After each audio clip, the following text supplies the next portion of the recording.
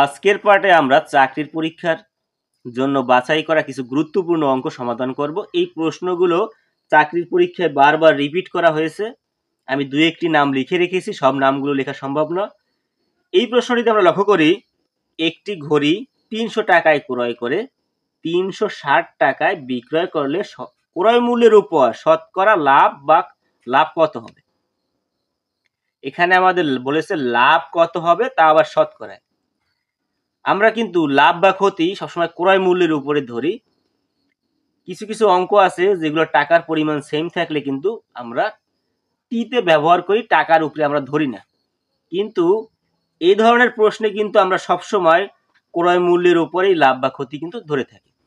তাহলে শতকরা লাভ চেয়েছে, শতকরা লাভ। এখানে আমরা যে কাজটি করব, যদি লাভ চাই তাহলে উপরে আমরা লাভ রাখবো, আর যদি ক্ষতি হয় তাহলে উপরে আমরা ক্ষতি রাখবো, আর নিচে আমরা দেব ক্রয় মূল্য। এখানে যেহেতু প্রশ্নে লাভ বলেছে আমরা লাভ রাখবো, গুণ শতকরায় প্রকাশ করতে বলেছে, এজন্য আমরা এখানে 100 দেব। এখন একটি ঘড়ি 300 টাকায় ক্রয় করায় 360 টাকায় বিক্রয় করলে অবশ্যই তো দেখেই বোঝা যাচ্ছে যে 60 টাকা লাভ হয়েছে। তাহলে লাভ আমরা উপরে রাখলাম, ক্রয় মূল্য আমাদের 300 গুণ 100। শূন্য শূন্য যদি আমরা কাটি, 3 দ্বারা 60 কে ভাগ করলে হবে 20। এখানে আমাদের 20% লাভ হয়েছে।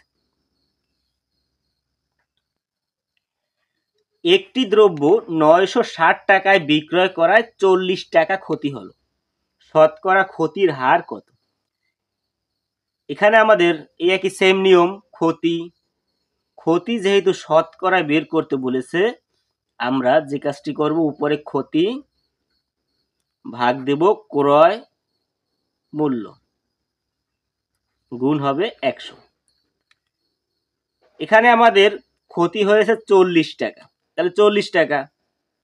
কিন্তু এখানে মূল যে গুরুত্বপূর্ণ বিষয় ক্রয় মূল্য। এখন ক্রয় মূল্য কয় টাকা হবে? 960 টাকা? না, কখনোই না, ক্রয় মূল্য 960 টাকা হবে না। কারণ আপনি যে টাকায় ক্রয় করেছেন সেখান থেকে আপনার 40 টাকা কিন্তু ক্ষতি হয়েছে। তাহলে এটা কিন্তু আপনার বিক্রয় মূল্য, আর আমরা লাভ বা ক্ষতি তো ক্রয় মূল্যের উপরে ধরি। তাহলে বিক্রয় মূল্যর সাথে এই যে 40 টাকা ক্ষতি হয়েছে, এই 40 টাকা যোগ করে হবে ক্রয় মূল্য। ক্রয় মূল্য হবে তাহলে 1000 টাকা গুণ 100। এরপরে যদি আমরা কাটাকাটি করি তাহলে কত? 4%। তাহলে এখানে আপনার 4% ক্ষতি হয়েছে। ক্রয় মূল্য ইস্টু বিক্রয় মূল্য সমান 5:6। এতে শতকরা কত লাভ হয়? শতকরা কত লাভ হয়? তাহলে শতকরা লাভ চেয়েছে। একই টাইপের অঙ্ক কিন্তু একটু একটু কিন্তু করে ঘুরানো। শতকরা লাভ। তাহলে আমাদের সূত্র কি ছিল? উপরে লাভ, নিচে ক্রয় মূল্য ইন্টু 100। তাহলে এখানে এখন লাভ কত টাকা আমরা লিখব। আমরা ক্রয় মূল্য 5 ধরলাম, ক্রয় করছে 5 টাকা, বিক্রয় মূল্য 6 অনুপাতে, তাহলে আমরা ধরলাম বিক্রয় করেছে 6 টাকা, তাহলে আপনার 1 টাকা লাভ হয়েছে। তাহলে উপরে লিখবো আমরা 1, আর ক্রয় মূল্য আপনার কত? 5 টাকা গুণ 100। কাটাকাটি যদি আমরা করি, 5 20 100, তাহলে আপনার 20% এখানে লাভ হয়েছে। এই প্রশ্নটি যদি আমরা লক্ষ্য করি, একটি কলমের ক্রয় মূল্য 10 টাকা, 20% লাভে এর বিক্রয় মূল্য কত হবে? যদি আপনি 20% লাভ করেন এই ক্রয় মূল্য থেকে, তাহলে আপনার কত টাকা বিক্রয় মূল্য হবে সেটা আমাদের বের করতে বলেছে। তাহলে ক্রয় মূল্য আমরা তো সবসময় ধরে থাকি ক্রয় মূল্য 100 ধরি, তো ক্রয় মূল্য ধরলাম আমরা 100% সমান কয় টাকা? 10 টাকা। তাহলে 1% সমান কয় টাকা? অবশ্যই ভাগ হবে 10 এর 100 টাকা। 20% লাভ হয়েছে, তাহলে আপনার ক্রয় মূল্য যদি 100 টাকা হয়, আপনি 20% লাভ করেছেন, তাহলে বিক্রয় মূল্য কত হবে? অবশ্যই 120 টাকা। তাহলে 120% ধরলাম আমরা, এটাই ধরলাম বিক্রয় মূল্য 120%। তাহলে 120% কত টাকা হবে? 10 গুণ 120 ভাগ 100 টাকা। শূন্য শূন্য কাটা, তাহলে কত হবে? 12 টাকা। আপনি এখানে যদি 20% লাভে বিক্রয় করেন তাহলে আপনার 12 টাকা লাভ হবে। প্রশ্নটি যদি বুঝে না থাকেন আমি আর একবার বলতেছি, একটি কলমের ক্রয় মূল্য 10 টাকা, তাহলে ক্রয় মূল্য আমরা সবসময় 100% ধরে থাকি যে ক্রয় মূল্য 100%। কয় টাকা হয়েছে? 10 টাকা। আচ্ছা গেল, তাহলে 1% তাহলে কম হবে। তাহলে আমরা এখানে কি করব? 20% লাভে বের করব। 20% লাভে কত টাকা হয়? তাহলে ক্রয় মূল্য তো 100, 20% যদি আপনি লাভ করেন 100 টাকায় 20 টাকা, যদি 20% লাভ করলে তো 20 টাকা হবে। তাহলে 100 আর 20 যোগ করলে 120, তাহলে কিন্তু এটা বিক্রয় মূল্য হয়ে গেল। আর আমাদের বিক্রয় মূল্যই বের করতে হবে, তাহলে 120% লাভে কত হবে? 12 টাকা।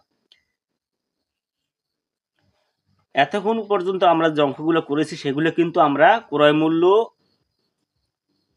সবসময় লাভ বা ক্ষতি আমরা ক্রয় মূল্যের উপরে ধরেছি। কিন্তু এখন এই প্রশ্নগুলো কিন্তু একটু অন্যরকম। টাকায় 3টি করে আম ক্রয় করে টাকায় 2টি করে বিক্রয় করলে শতকরা কত লাভ হবে? কত টাকায় সেটা কিন্তু আমাদের এখানে বলেনি, মানে কোনো টাকার প্রসঙ্গই নেই।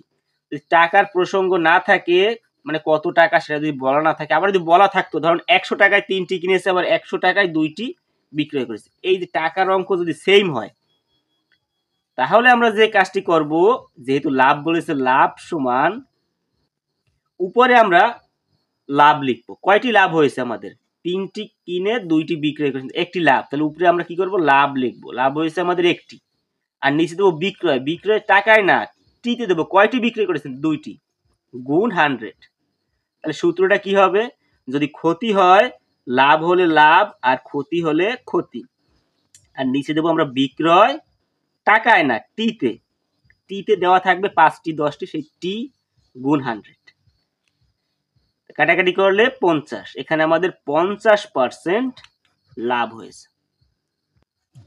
এই প্রশ্নটি কি বলেছে দেখুন, 10 টাকায় 5টি করে কিনে 15 টাকায় 6টি করে বিক্রয় করলে শতকরা কত লাভ হবে? এ ধরনের প্রশ্ন আমরা কিছুক্ষণ আগে যে অঙ্কটা করলাম ওই একই নিয়মে করে কিন্তু আমাদের যদি অঙ্কটা করি তাহলে কিন্তু আমাদের অনেক সুবিধা হবে। কিরকম? এখানে বলেছে 10 টাকায় 5টি করে কিনে 15 টাকায় 6টি করে বিক্রয় করলে শতকরা কত লাভ হবে? আমরা যদি এই 10 টাকাকে 100 টাকা করি, তাহলে 10 টাকায় 5টি কিনেছে, তাহলে 1 টাকায় কিনেছে কম, 100 টাকায় কিনেছে বেশি। তাহলে 100 টাকায় সে কতটি কিনেছে? 50টি। তাহলে সে 100 টাকায় 50টি কিনেছে। আচ্ছা, 100 টাকায় সে 50টি কিনেছে।